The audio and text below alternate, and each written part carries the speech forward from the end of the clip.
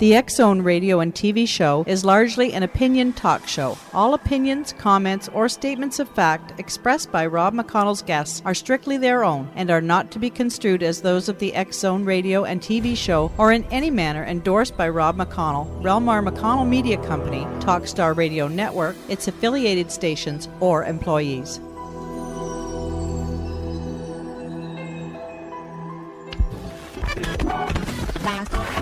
All Hit Radio.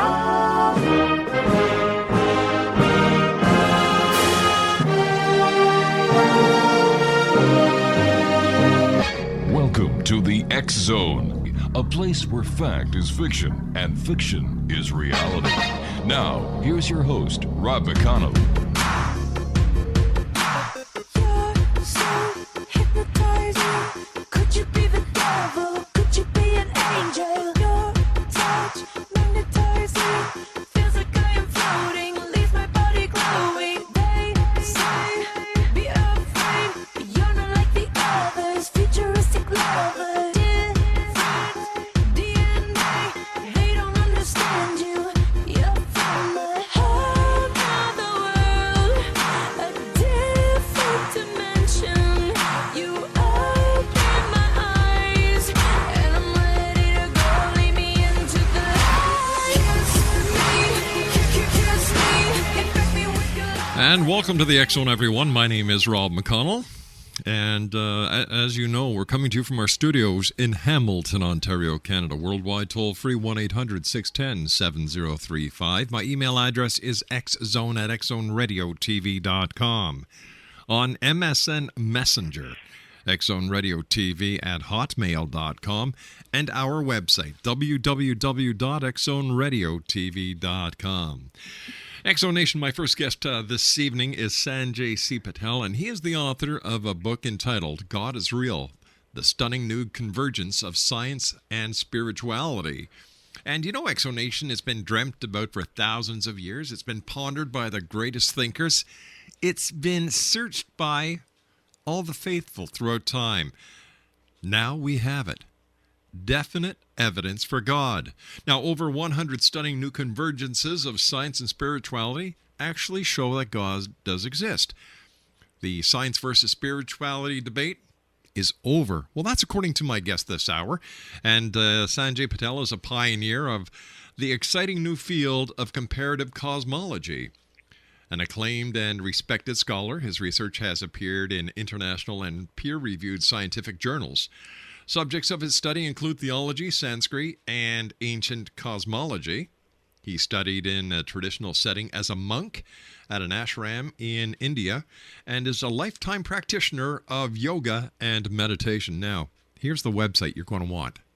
www.sanjaycpatel.com, and that's SANJAY that's the alphabet C, PATEL.com. Joining me now from Houston, Texas is Sanjay Patel. And Sanjay, welcome to the X-Zone. Thank you very much, Rob, for having me on your show. I really appreciate it. Sanjay, the debate is over. How is the scientific community and the spiritual community taking the fact that, hey, God does exist? The debate is over. Let's move on.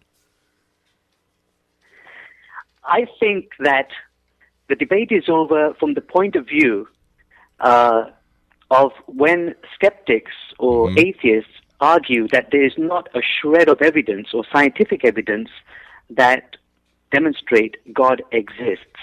And when they say that, that part of it is over, because now we do have objective evidence. We do have evidence within ancient scripture.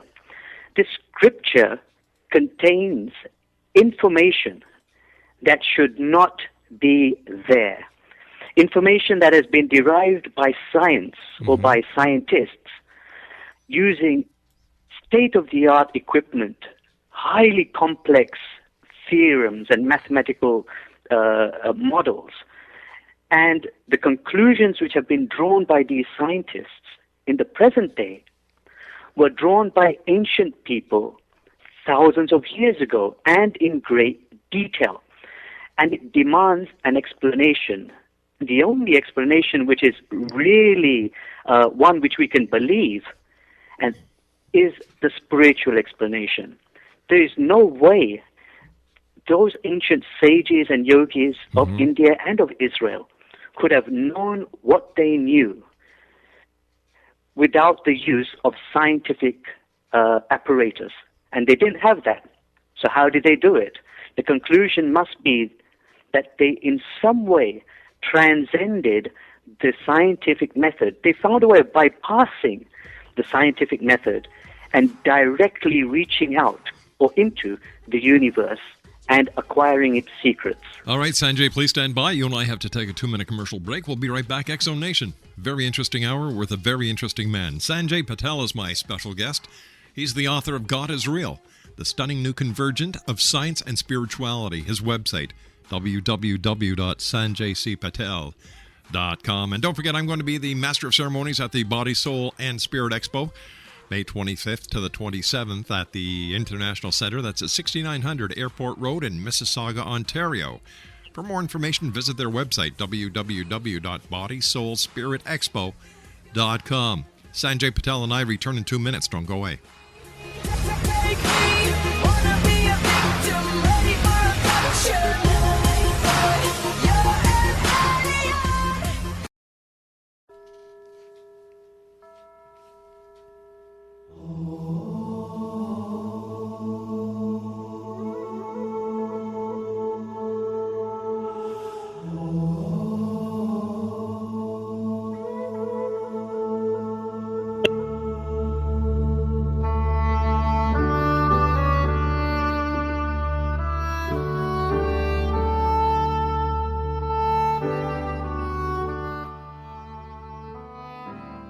And welcome back, everyone. The X-Zone with yours truly, Rob McConnell, and my special guest this hour, Sanjay Patel. We're talking about Sanjay's new book. It's entitled God is Real, the stunning new convergence of science and spirituality. www.sanjaycpatel.com. Sanjay, what started you on your quest? What was the question, or what was it that happened in your life that brought you to the point where you decided that you were going to study this and you were going to try and make sense of it and present what you found over the last 20 years, I believe, to people around the world? It's really quite amazing. In fact, it began in my early years when I was a monk in India. And I had always been a skeptic, in fact, of a convergence between science and spirituality. I was of the opinion that spirituality was indeed correct, but that it would be so exotic that there would never ever be any form of comprehensive convergence between science and spirituality. I mean, spirituality will always be just too esoteric to come under the field of anything which is scientific. And that's where I began. So I began as a skeptic, as such, of this field. But my teacher, His Holiness Pramukh Swami Maharaj, at the ashram, he told me, study science and spirituality. And in my mind, I said, well, okay, you're saying so I'll look into it, but I don't believe there's any such convergence.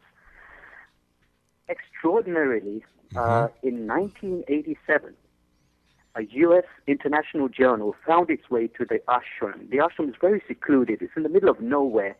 And this journal managed to find its way there. And I was just flicking through it, and I found something really stunning. There was an article on submarine volcanoes. And it spoke about these volcanoes and that they actually were associated with hydrothermal vents. And that the fluid which is ejected from these vents deep beneath the ocean, about 1.5 miles beneath the ocean surface, is very hot, and it's been sucked in from the ocean. And now, actually, this is associated with something which ancient yogis have spoken about many thousands of years earlier. Scientists had discovered hydrothermal vents in 1977, only after using the state-of-the-art submersible Alvin. And they dived deep into the ocean near the Galapagos Islands in the Pacific Ocean. That's when they discovered these hot vents, this gushing water coming out of these vents, 1977.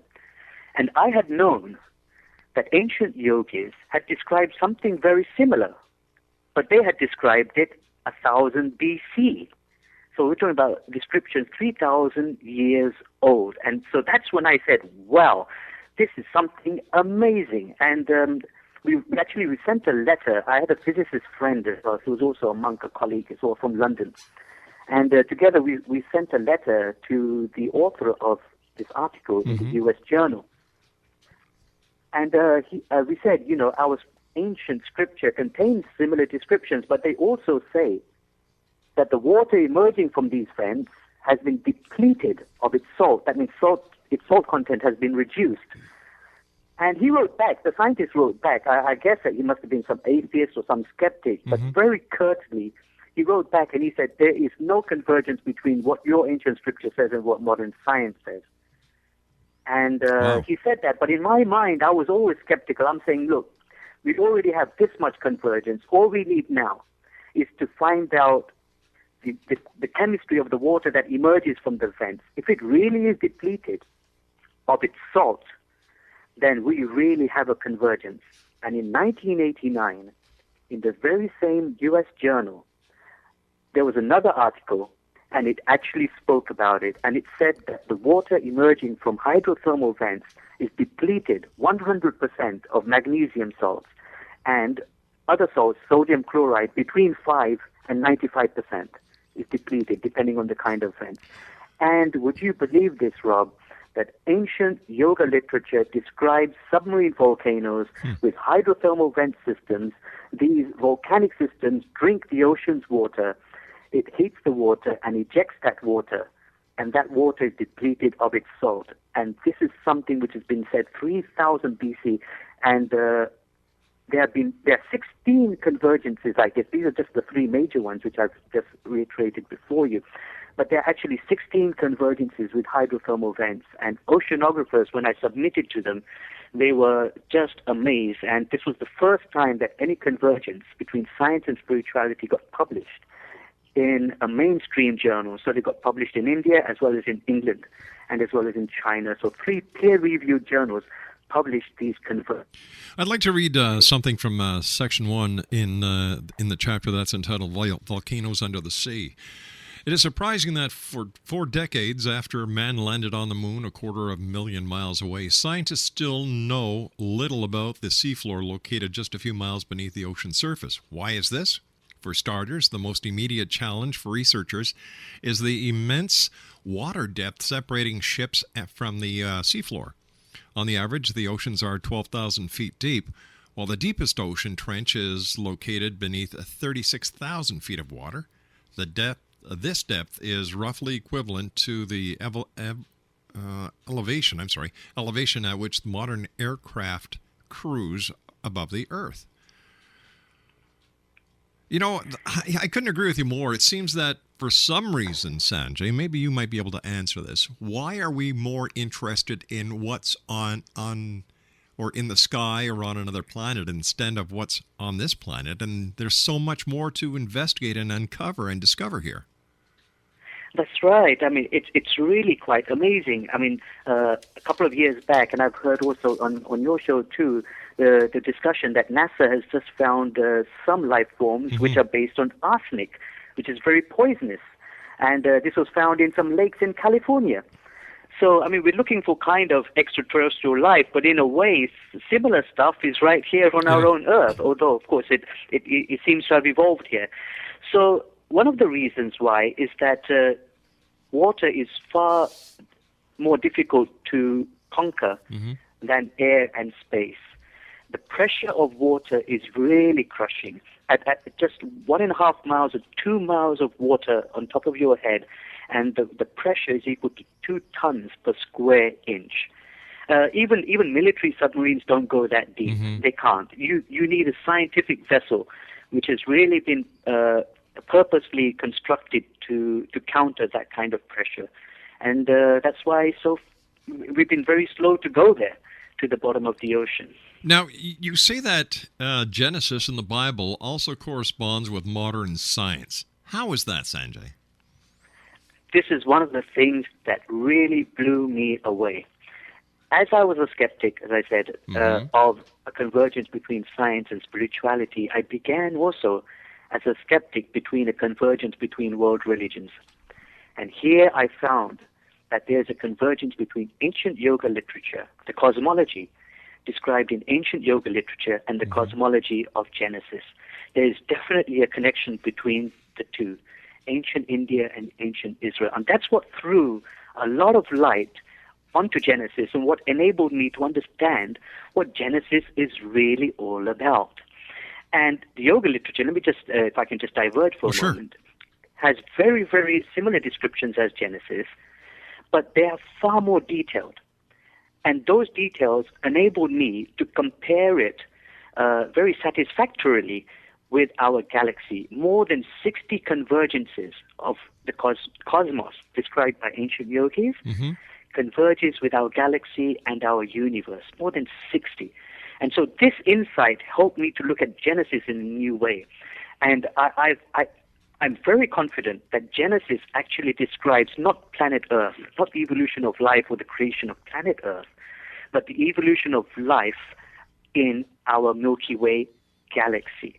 And it is there are 17 convergences with the Milky Way galaxy and the evolution of life within it compared with Genesis. So that's what I've seen. Genesis is a synopsis of a description of the evolution of our Milky Way galaxy. So could we say Genesis is actually the biblical proof that the Big Bang Theory is right? Absolutely. This is something which has also been overlooked.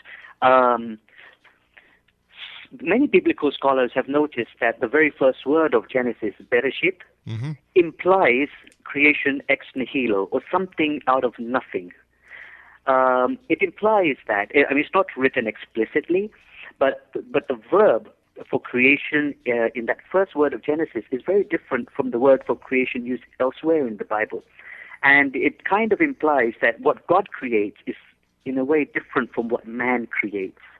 So they've inferred this, or they've implied that it shows a different form of creation from nothing, from ex nihilo. And we can confirm this by taking the age of Genesis is 6 days, right? The Bible in two places talks about each day being much longer than a human day or a solar day. And if we take the age of the universe, which is known today to be 13.7 billion with a B years old, and we divide that simply by 6 days, and we can find out the length of what each day in Genesis should be. And again, this is very comparative to yoga literature, which also uses the word day in terms of eons. The yoga literature, the cosmos of the yogis, also describes the creation in days. But the yogis explicitly say that it isn't solar days, but cosmic days, which are far longer in billions of years. All right, Sanjay, I hate to do this, my friend, but you and I have to take a news break and listen to a couple of commercials from the fine people that keep the show on the air. Interesting topic, Sanjay. Really interesting. Stand by, my friend. Exonation Sanjay Patel is our special guest. He's the author of a fascinating book, as you're listening to the author talk about it right now. God is Real, the stunning new convergence of science and spirituality. www.sanjaycpatel.com. We'll be back on the other side of this commercial break with the news as we continue here in the X Zone with yours truly, Rob McConnell. Don't go away.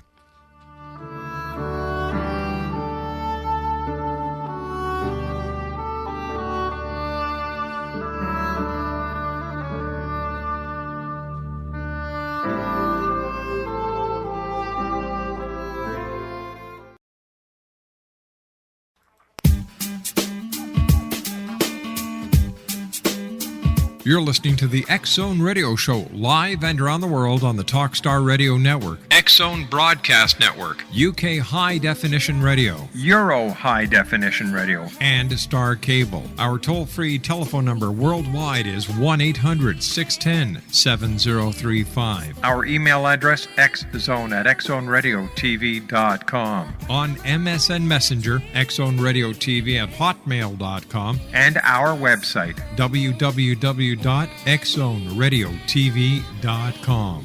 I believe it's meant to be, darling.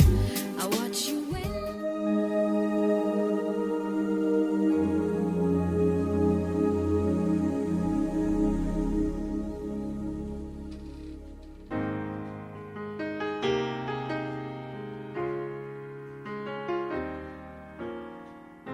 I was walking home from school on a cold winter day. Took a shortcut through the woods, and I lost my way. It was getting late, and I was scared and alone. But then a kind old man took my hand and led me home. Now Mama couldn't see him, oh, but he was standing there. And I knew in my heart he was the answer to my prayers. Oh, I believe there are angels among us, sent down to us from somewhere up above. They come to you and me in our darkest hours to show us how to live, to teach us how to give, to guide us with the light of love. And welcome back, everyone. My name is Rob McConnell. This is the X-Zone, and we're coming to you from our studios in Hamilton, Ontario, Canada, and we're heard right around the world, throughout Canada, the United States, Central America, the Caribbean, South America, the Pacific Rim, Asia, India, Africa, and Europe. If you'd like to listen to us, 724-365, www.xzonetv.com. That's www.xzonetv.com. And just before I get back to my special guest this hour, who's got a lot of people thinking, I can tell by the BBMs that you're sending me, I'm going to be the Master of Ceremonies at the Body, Soul, and Spirit Expo. That's going to be held at the International Center, 6900 Airport Road in Mississauga. That's right across from the Toronto Pearson National Airport. It's from May the 25th until the 27th, Exonation, and I'm going to be there. We've got a booth. Dr. Turi's going to be there, and what we're doing is we're giving away digital copies of the X Chronicles newspaper, digital copies of our April and our May editions, so that when you come and see us, we'll give you a DVD. It's going to have, like I said, the April edition and May edition of the X Chronicles newspaper. We're going to have some of our YouTube videos on there. It's going to be something that you can take home with you. You can play it on your computer. You can download it. You can do whatever you'd like. That's our way of saying thank you for being the X-Zone Nation over the past 20 years. Once again, that's the Body, Soul, and Spirit Expo, May 25th to the 27th at the International Center, 6900 Airport Road in Mississauga, Ontario. For more information, www.bodysoulspiritexpo.com. Sanjay Patel is my guest this hour. He's the author of a book that I believe is going to shake a lot of belief, both in the scientific community and in the spiritual community. And in my humble opinion, it's about time.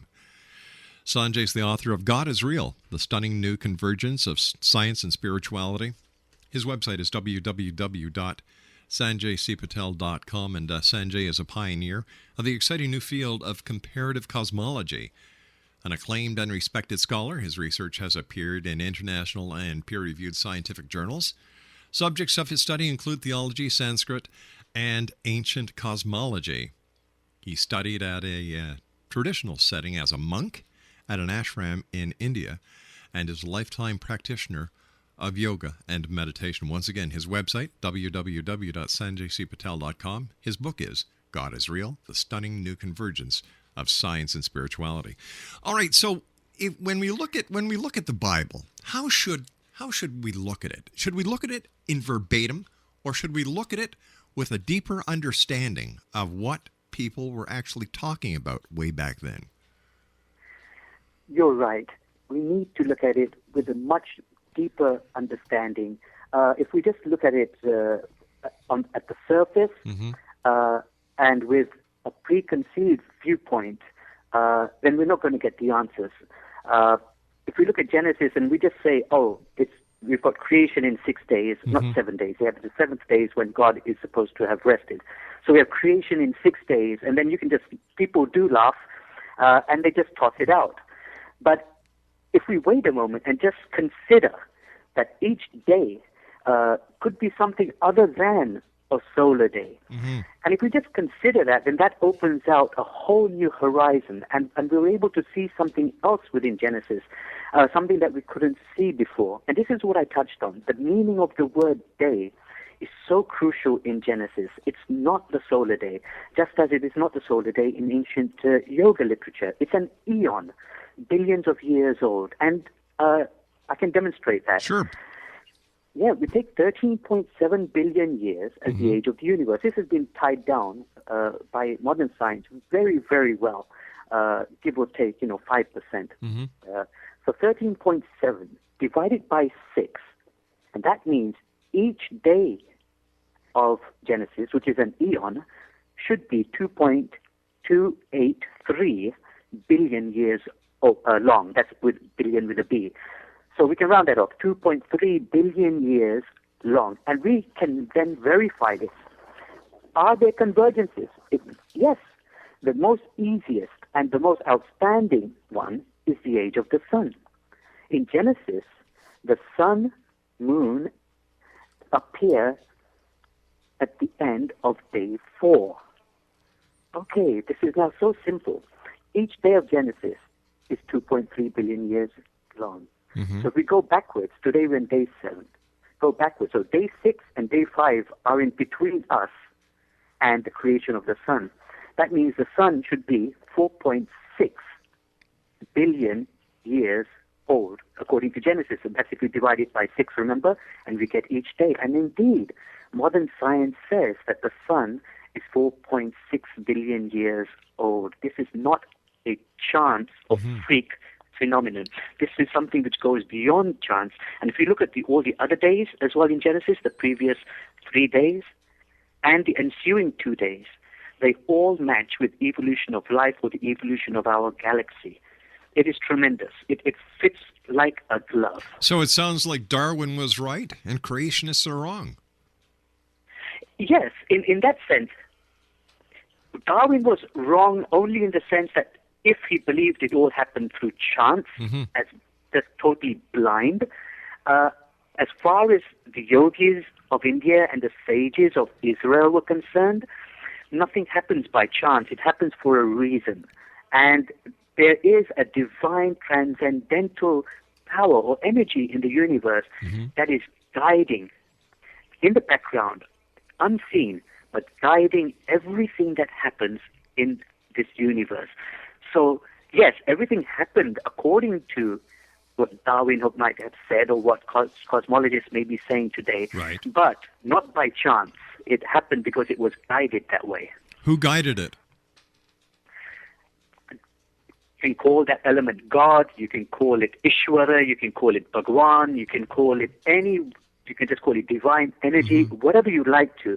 According to the ancient yogis, God is so indescribable, so immense, that there are no words to describe him or her or it or whatever.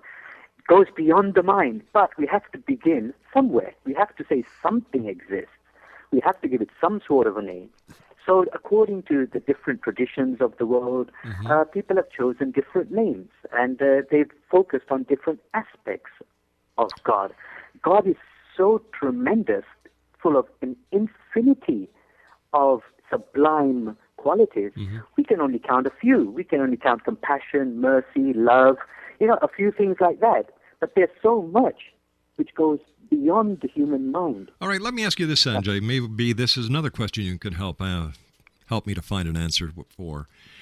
Sure. In the Bible, in Genesis, it says, "And God said, let us create man in our image, in our likeness." Number one, does that mean that since we were created in God's likeness, in his image, that we are part of God? And number two, who is the we he was talking about? Who is the our image that he's talking about? Fantastic question, Rob. Okay, can I just start with the second one? The Please R, do, the sir. we part? Yes. I'm not absolutely sure about this, but I'm pretty sure about it, that the we part is part of the English translation. So we have we, it's kind of just a royal language, I like see. the Queen might say, "We are not amused," instead of saying "I." Mm-hmm. So as such, I think that's part of the translation into English when it says "we." But actually, God in the Bible is singular when it says, and he saw that it was good and Yes. let it be, etc., etc. It's just part of how it's been translated, but God is singular there. The first question which you asked about God creating man in his own image, there are two ways of looking at this. Number one is the physical creation of man. That means the two legs, two hands, the eyes. And so, according to some yogis, and I would say sages too, God actually has a divine form, not made of anything, not made out of space-time or any material. It's just consciousness. It's a divine form. But it does look human, in the sense it has two arms, two eyes, two legs, Right. all the rest of it, but not human and not material, transcendental divine matter. So that's one way of looking at it. And the second way is that God created us similar to him in essence, that we arise from God and Right. then we merge back into God. So how do we in that explain? way- I'm sorry, sir. Go ahead. Yeah.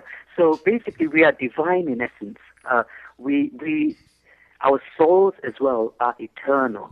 They do not die, and we have divine attributes latent within our souls, within our inner selves, and we are not as human or as mortal as we think we are. We are far bigger than we can imagine. We are far greater than we can even imagine. So in that sense, we are near to God, close to God, in the image of God. All right. So does the eternal factor of our being work hand in hand with reincarnation? Yes, absolutely. According to our karma, or its anglicized pronunciation is karma, people say. So according to our karma, our actions, we move on to further births. And those births are basically our reincarnation, we being the same soul, but moving in after this birth into another body, and then into another, and into another, according to our actions. So would this in also life. explain the biblical claim of the second coming of Christ? Is this Christ being reincarnated? With spiritual figures, you see, it works two ways. With a normal soul, we are not in charge of what we become in our next birth. We become according to what our actions are. I see. So according to our actions, we cannot choose what we will become. We will become according to our actions. So every action has an equal and opposite reaction, That's or whatever. right. Yeah, that way for normal souls. But for some very, very powerful spiritual beings, those who are enlightened, they can choose. And they can choose for how many times they want to return or not return, and whichever form they want to return in. They can choose. So as it would be for a powerful soul like Jesus, Yes. he wouldn't be actually reincarnated in the sense because of his actions, but because of his choice. So that's the distinction between us and powerful spiritual beings. Let me ask you this, Sanjay, if I may. How did the ancients acquire this all-knowing knowledge, if not through rational thinking or speculation? it was through the power of meditation. That this meditation is not just Eastern, it's not just a part of yoga. Meditation is when you sit still and you just ponder upon God. You ponder within, you silence the mind, and you just let every sound from the universe enter into your soul. When the mind is silent, that's when the soul can really hear things from the farthest distances. And so meditation is something which has been practiced throughout the world by any sage-like person. So yes, the yogis or the sages of Israel were able to acquire this information not through any technological instrumentation, not through mathematics, not even through philosophy, but simply stilling the mind and letting the information flow into them. So that's how they got this information about the universe, about the soul, about God, about all of these things. You can get that information if you just still the mind, silence it. All right, Sanjay, please stand by. You and I have to take our final break. Exonation, if you'd like to know more about what we're talking about, Sanjay has written a great book. And by the way, Sanjay, thank you very much for sending me a copy. God is Real, The Stunning New Convergence of Science and Spirituality. His website is www.sanjaycpatel.com. That's SANJAY, the letter C, PATEL.com. Sanjay and I will be back on the other side of this commercial break as the X Zone continues with yours truly, Rob McConnell, from our studios in Hamilton, Ontario, Canada. Whoa.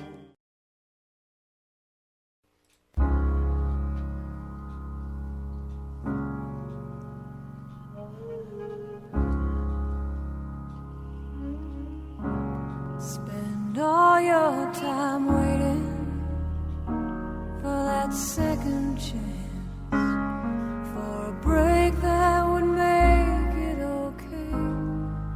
There's always some reason to feel not good enough, and it's hard at the end of the day. I need some distraction. Oh, beautiful release. Memories seep from my veins. Let me be empty. Oh, and weightless, and maybe I'll find some peace tonight. In the arms of the angel. Fly away. Exonation, my guest this hour, Sanjay Patel. His book is God is Real, The Stunning New Convergence of Science and Spirituality. Here's the website, www.sanjaycpatel.com. Sanjay, first of all, thank you very much for joining us. It's been a great hour. And is there extraterrestrial life as people talk about, flying saucers, little gray men, men from Mars, little green men? What is the spiritual, scientific thought on that?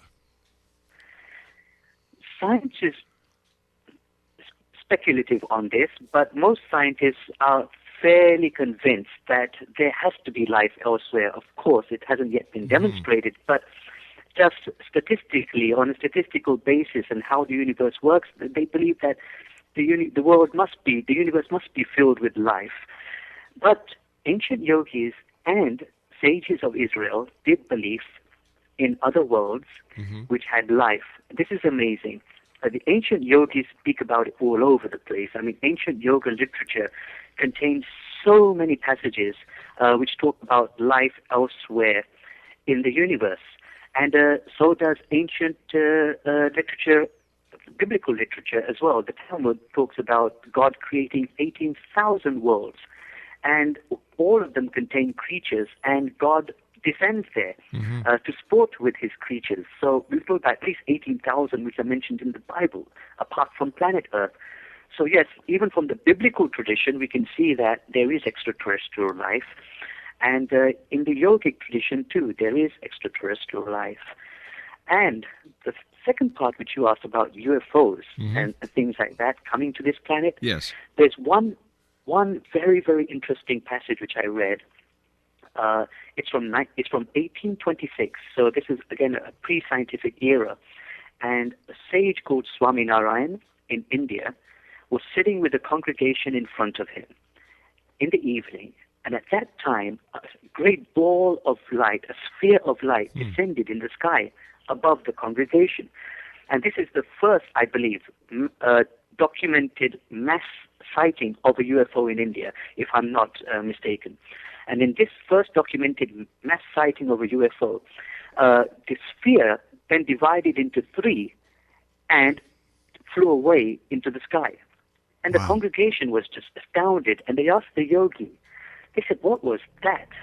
And he said that Brahma, Vishnu, and Shiva, you might have heard of these three words. Yes, of course. They come every day to this planet. Today you have seen them. Sanjay, we've run out of time. I yeah. hate to do this to you, my friend. We'll have to have you back on in the very near future. Thank you very much. Congratulations on a wonderful book. And Exonation, go to his website. Get a copy of this book. It's filled with interesting facts, and it's going to make you think. Spirituality and science converged. The debate is over. God is Real is the title of the book. Sanjay C. Patel is my guest to this hour, and his website, www.sanjaycpatel.com. I'll be back on the other side of the news at 6.5 minutes past the top of the hour as the X Zone continues with yours truly, Rob McConnell. Don't go away.